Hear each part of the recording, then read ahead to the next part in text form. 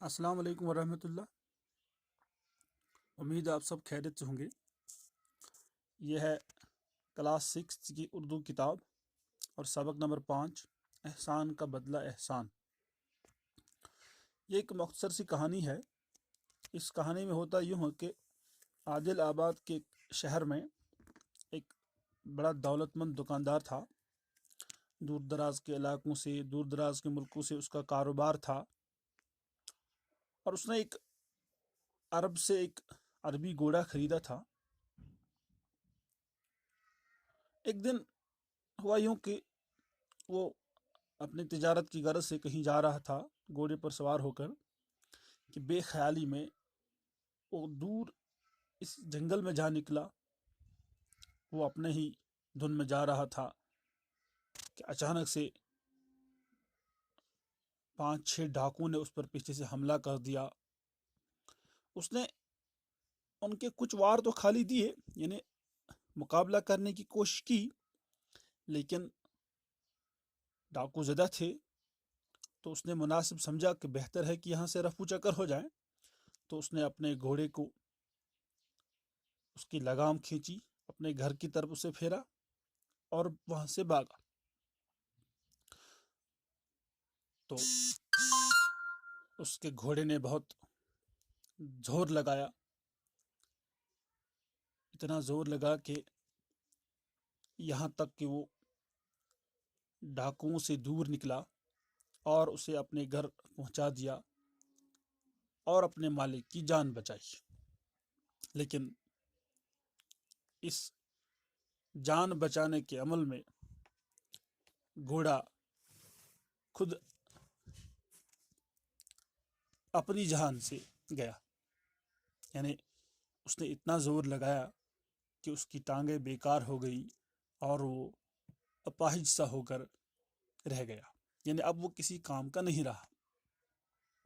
لیکن دکاندار نے گھر میں اپنے سائس، یعنی سائس وہ نوکر ہوتا ہے جو گھوڑوں کی دیکھ ریکھ کرتا ہے، یعنی گھوڑوں کی دیکھ ریکھ کرنے والے شخص کو سائس کہتے ہیں۔ تو اس نے سائس کو حکم دیا کہ جب تک یہ گھوڑا جیتا رہے، اس سے ہر روز اس کو چارہ ملنا چاہیے، یعنی جتنا یہ کھا سکے اسے دینا چاہیے۔ لیکن سائس جو تھا بڑا کم وقت تھا، اس نے گھوڑے کو اپاہج سمجھا، بولا یہ تو اب بیکار ہے۔ تو اس نے چپکے سے اسے اپنے استبل سے نکال دیا، یعنی جہاں پہ گھوڑے ہم رکھتے ہیں اسے استبل کہتے ہیں، استبل سے نکال دیا۔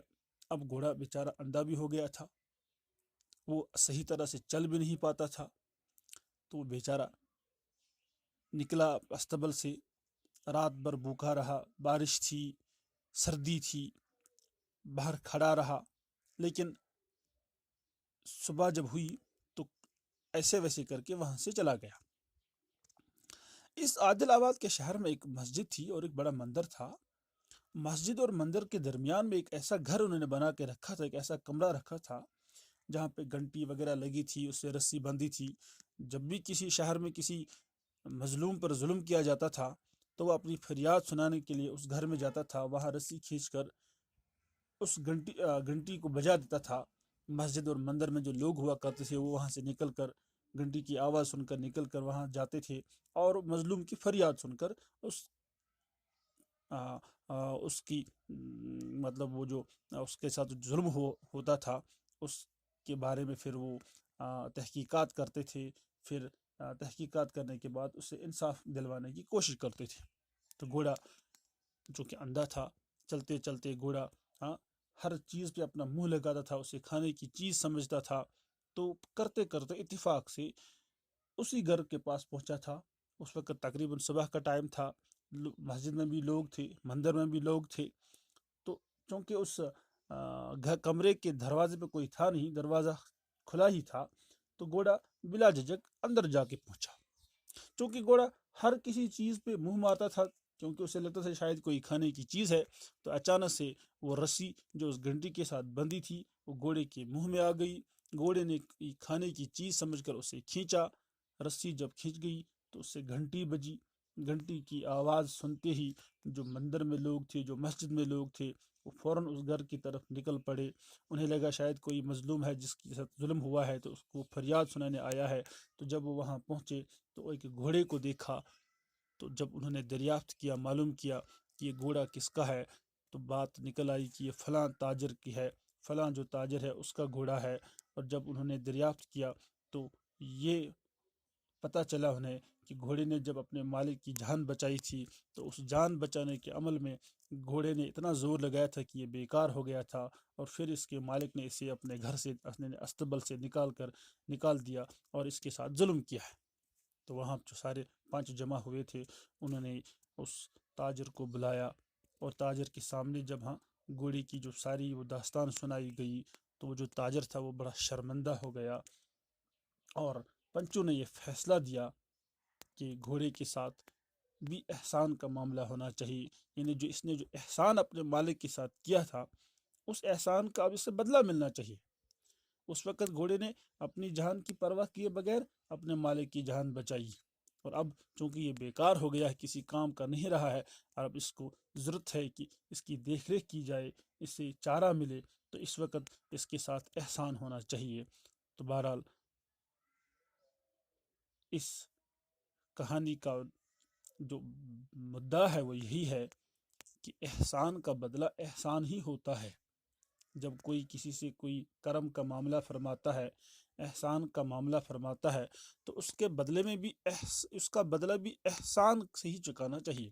کہتے ہیں کہ حل جزاء الاحسان الا الاحسان، یعنی ہمیں احسان کا بدلہ احسان سے ہی دینا چاہیے، احسان سے ہی چکانا چاہیے۔ ایسا نہیں کہ کوئی ہمارے ساتھ نیکی کرے اور ہم اس سے یہاں سے بدی کریں، کوئی ہمارے ساتھ اچھائی کرے ہم یہاں اس سے برا سلوک کریں، کوئی ہمیں سلام کرے اور ہم اسے گالی دیں۔ یہ دستور نہیں ہے، یہ صحیح بات نہیں ہے۔ جب ہمارے ساتھ کوئی کرم کا معاملہ فرماتا ہے، یعنی نیکی کرتا ہے، اچھا سلوک کرتا ہے، تب ہمیں بھی چاہیے کہ ہم بھی اس کے ساتھ اچھا معاملہ فرمائیں، اچھا سلوک کریں۔ یعنی اصل میں دستور یہی کہ اگر کوئی ہمارے ساتھ برائی بھی کرے تب بھی ہمیں چاہیے کہ ہم اچھائی سے اس کا جواب دیں، برائی کرنے کی کوشش نہ کریں، کیونکہ برے کام کا برا نتیجہ ہوتا ہے اور اچھے کام کا اچھا نتیجہ ہوتا ہے۔ ہمیں ہر کسی مخلوق کے ساتھ، چاہے وہ انسان ہو یا حیوان ہو، ان کے ساتھ احسان کا معاملہ کرنا چاہیے، اس امید کے ساتھ تاکہ اللہ تعالیٰ بھی ہمارے ساتھ احسان کا معاملہ فرمائیں گے اور ہمارے گناہ کو بھی معاف فرمائیں گے۔ شکریہ۔